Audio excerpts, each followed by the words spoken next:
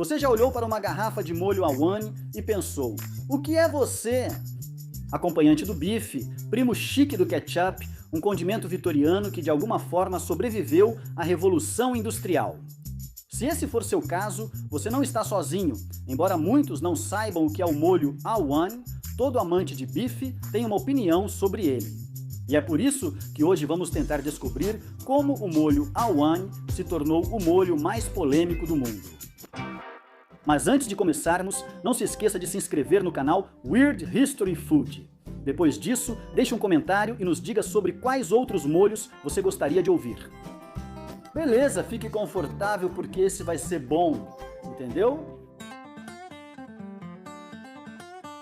O molho Awan é aquela garrafa escura, picante e misteriosa que fica nas geladeiras dos Estados Unidos, geralmente ao lado do molho Worcestershire e a mostarda que ninguém lembra de comprar.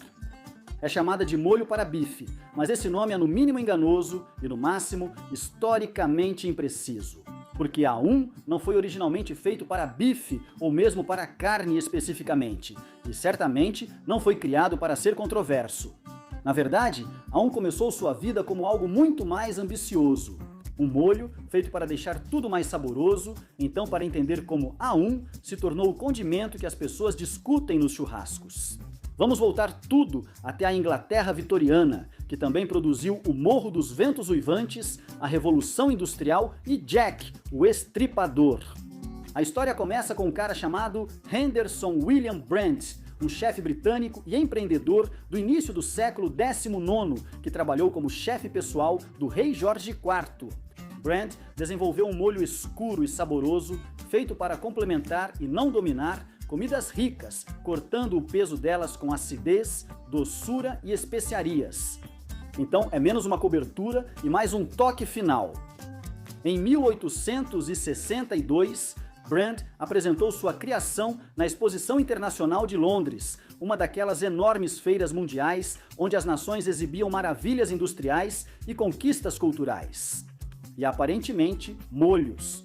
O molho de Brand, para constar, originalmente se chamava Molho Internacional de Brand, o que soa impressionante, mas também parece que viria com instruções.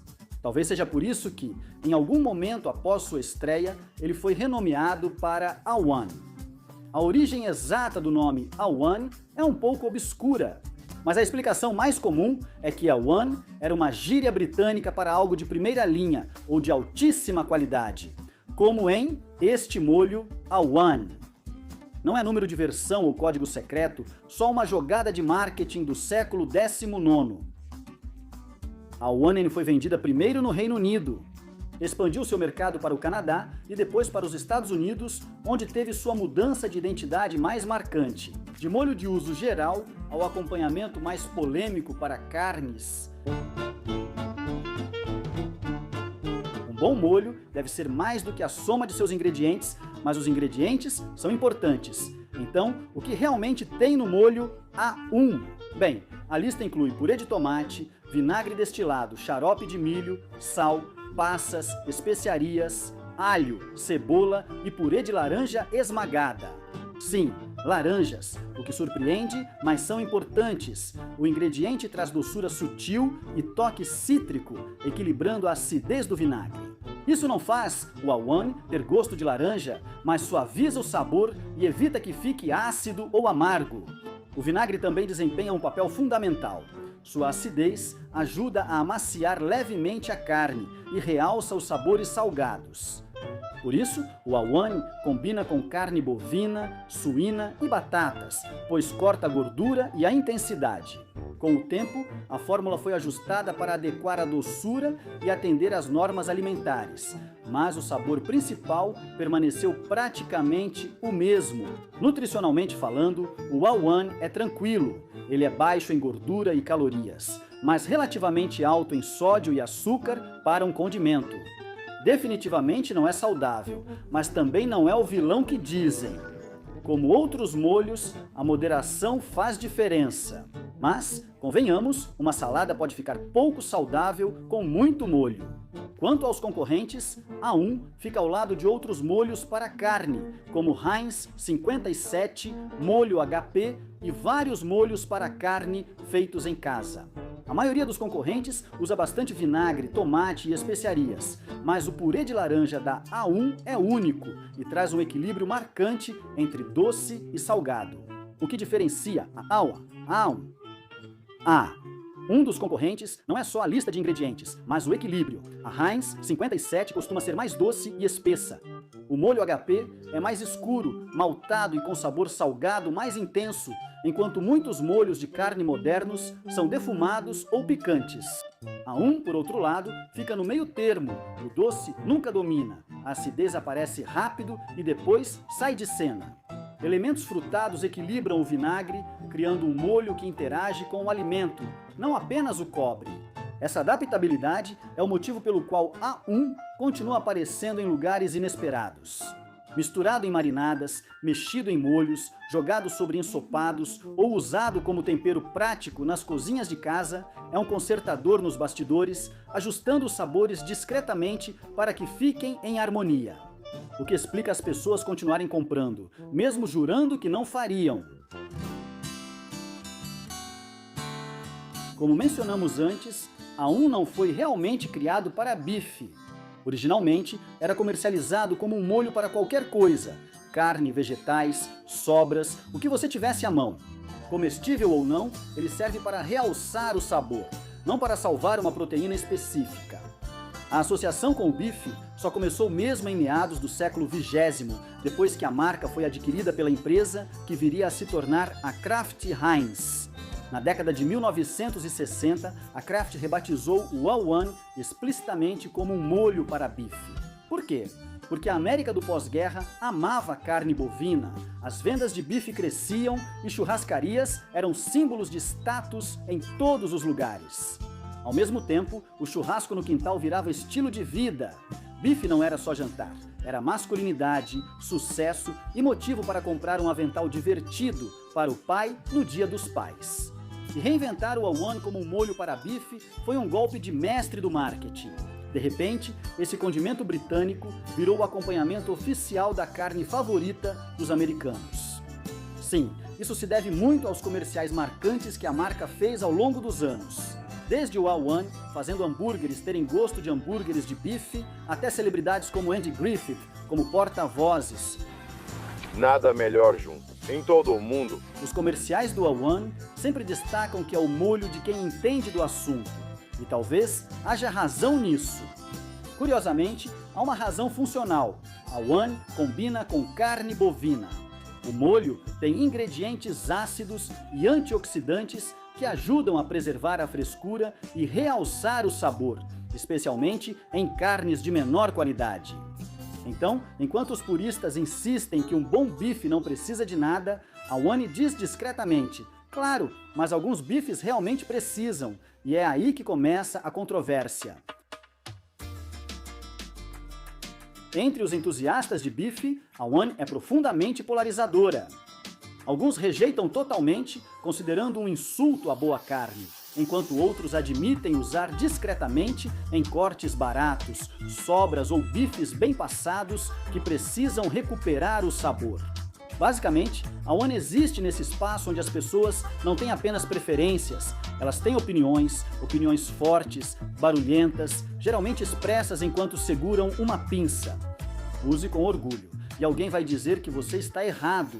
Use em segredo. E bem, agora todo mundo fica feliz. E o debate sobre a A1 não ficou só nas churrasqueiras do quintal, virou um atalho cultural.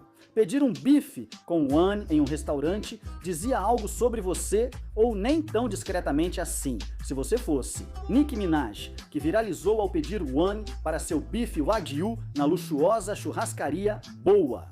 Enfim, para alguns clientes, pedir A1 significava que você não confiava na cozinha. Avise ao cozinheiro, não estrague os bifes para os outros. Isso queria dizer que você cresceu comendo contrafilé bem passado, e ninguém te julgaria por colocar um pouco de molho para aumentar o prazer. Essa divisão aumentou conforme as churrascarias ficaram mais performáticas. carne maturada a seco, cardápios de chefes e grelhas instagramáveis dominaram, enquanto molhos como o A1 viraram relíquias de outra era. Uma época em que a consistência era mais valorizada que a pureza, e o sabor era adicionado sem se preocupar com o resultado, não algo acertado de primeira. Ainda assim, o A1 nunca desapareceu porque resolveu um problema. A cultura do bife raramente admite que nem todo bife é perfeito. A1 não é caro, mas faz qualquer bife parecer caro.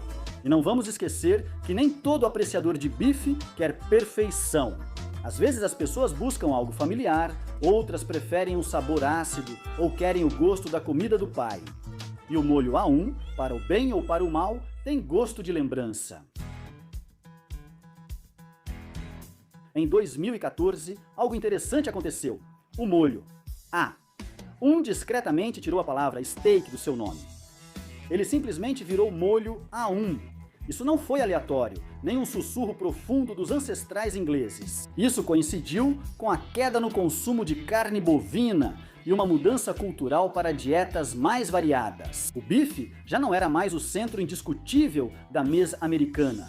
E o A1 pôde satisfazer o anseio de seus ancestrais britânicos e recuperar sua identidade original. Um molho para tudo. Na verdade, a Kraft começou a comercializar o A1 como um molho para tudo. Porco, frango, peixe, legumes, hambúrgueres, ovos, até mesmo Bloody Marys. E, de acordo com as redes sociais do A1, os fãs também usam em nachos, batatas assadas, bolo de carne e sim, isso mesmo, sementes de abóbora. Apesar dessa reinvenção, a popularidade do A1 diminuiu ao longo dos anos. Parte disso se deve à mudança de gostos, parte é porque a qualidade da carne melhorou, o que significa que menos pessoas sentem necessidade de um reforço de sabor. Isso a torna controversa entre chefes e amantes de carne, sendo rejeitada abertamente por muitos chefes renomados.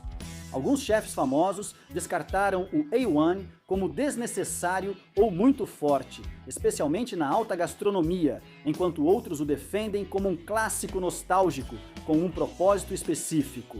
A divisão continua, claro, sempre há mais por trás disso.